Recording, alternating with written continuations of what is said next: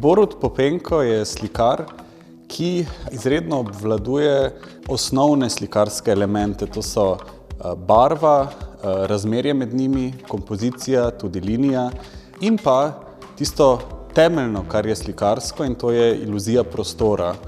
In kljub njihovi preprostosti, oziroma morda prav zaradi nje, je gledalec, ko je soočen z Popenkovo sliko, takoj pretentan, da gleda neko platno, ki je bilo recimo prepognjeno, ki je bilo mogoče več plasti platna razprtega kot pahljača, kot recimo en paket kart, ali pa da je bilo platno odprto kot vrata. To seveda platno kot tako, kot ploskovit objekt ne more biti, pa vendar Popenko doseže to iluzijo. Seveda platna ne moremo prepogniti, ne da bi pri tem zlomili podokvir, ne moremo ga razpreti več plasti platna zaradi tega, ker platno samo nima več plasti, in tudi ne moremo odpreti platna in vanj vstopiti, ne da bi recimo posegli v platno, da bi ga prerezali. Pa vseeno Popenko kot slikar to doseže. Kako mu to uspe? To mu uspe tako, da sliko obravnava v svoji dvojnosti. Na eni strani slikarski prostor, kot že omenjeno iluzijo, tisto, ki z triki, ki jih posedujejo slikarji, ustvari iluzijo prostora, po drugi strani pa platno obravnava kot objekt, kot materialnost. Če na eni strani iluzija prostora je tista čarovnija onkraj materialnosti, pa on obravnava platno tudi kot objekt, kot kip, ki ga sam oblikuje in prilagodi do te mere, da lahko v njem ustvari to iluzijo prostora, ki gledalca takoj zavede v to, da misli, da je soočen z nekim prostorom in platnom, ki je samo spremenjeno.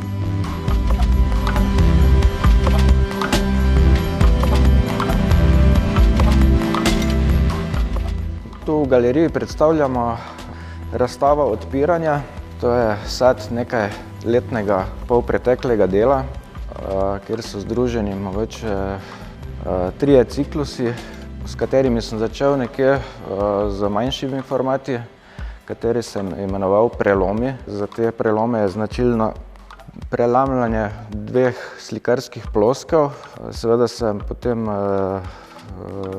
pot me vodila dalje v ene pregibanja, nekako na način, kot bi preložil dva lista papirja, enega čez drugega, oziroma če se spomnimo na prve osnovnošolske zvezke, kjer so se nam delala oslovska ušesa in kar je bilo prepovedano, sem mogoče na ta način zanalašč hotel izpostaviti, najprej v svojih skicah seveda, in potem tole idejo uporabil v izvedbi slikarskega dela, s tem, da sem te zavihke uporabljal v različne kompozicije in jih potem z barvo umestil v slikarsko platno.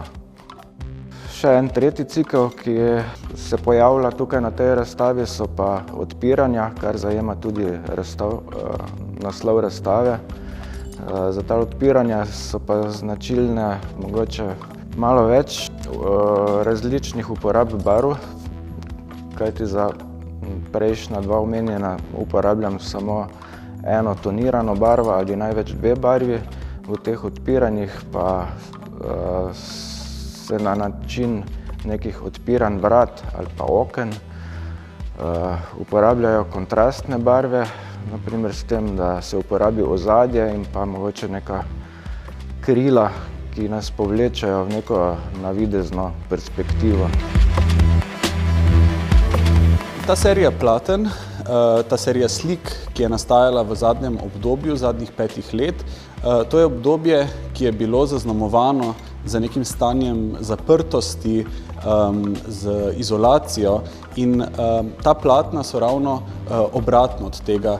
Vabijo kot neka vrata, kot neki portali, da stopimo vanje oziroma da stopimo ven in vstopimo v nek nek pisan, barvit prostor, ki nas kot barve, ki jih spet obvladuje Borut Popenko, navdušijo za svojo čistostjo, vedrostjo. In te slike so kot neki portali, neko povabilo, da gledalec z svojim telesom sodeluje z njimi in jih obravnava kot recimo nek portal, skozi katerega lahko vstopi ali skozi katerega lahko stopi.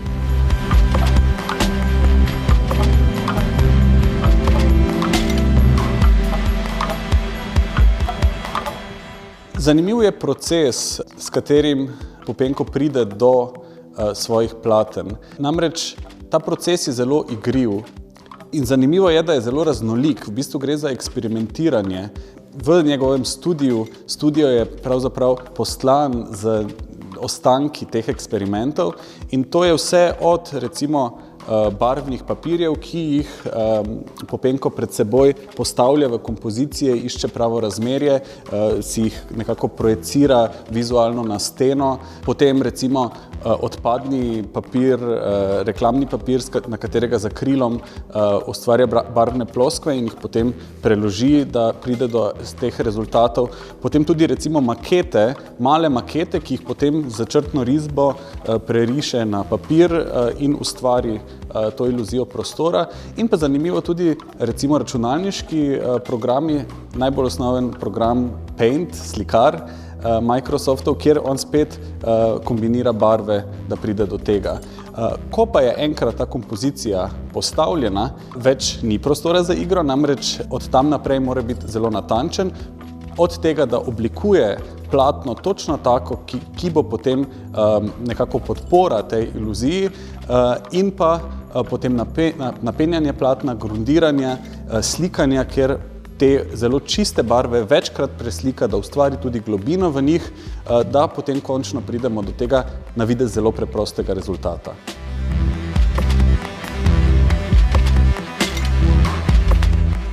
Najbolj značilno za celoten ciklus, ki se pojavlja na razstavi, je oblikovana platna oziroma tako imenovana shaped canvas.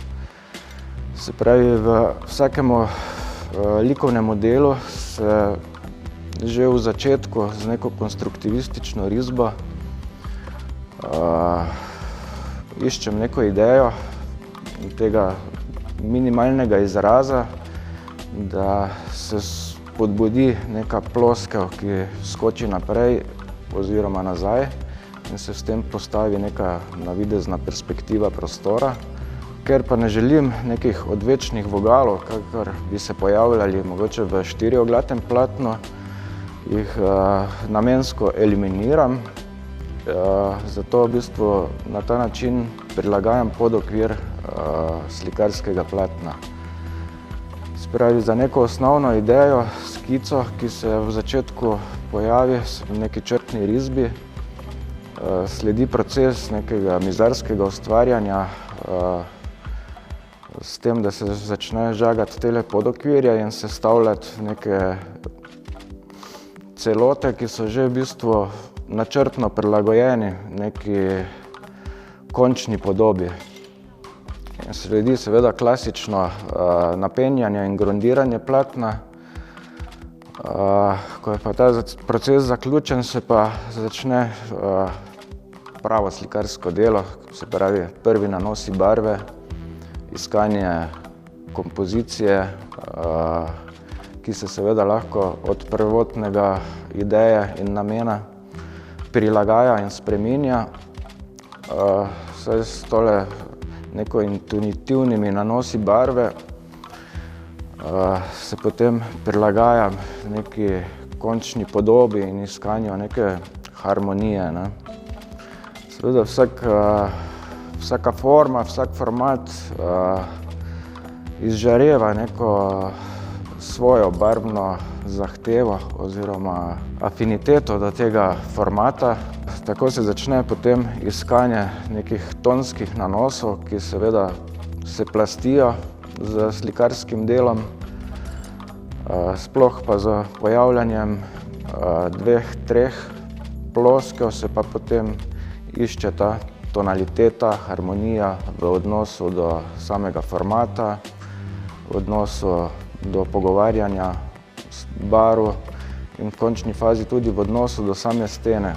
Tole oblikovano platno se v bistvu robna risba prenaša na rob same slike oziroma lahko bi rekel že nekega objekta in se v bistvu začne sam format pogovarjati z samo steno, kar je v bistvu namen same slike oziroma lahko bi rekel tudi objekta, ne. Objekt omenjam zato, ker se tole slikarsko platno in iluzija je neka zaključena celota, ki se dogaja od roba do roba risbe in v končni fazi je nek hibrid med sliko in objektom, kajti likovna stvaritev se zaključuje nekako sama v sebi, ne. Hočem povedati pač za razliko od neke linearne perspektive, kjer nas oko povleče v neko neskončnost, se tukaj samo slikarsko platno zaokroži nek celoten objekt, ki se pogovarja z samim prostorom.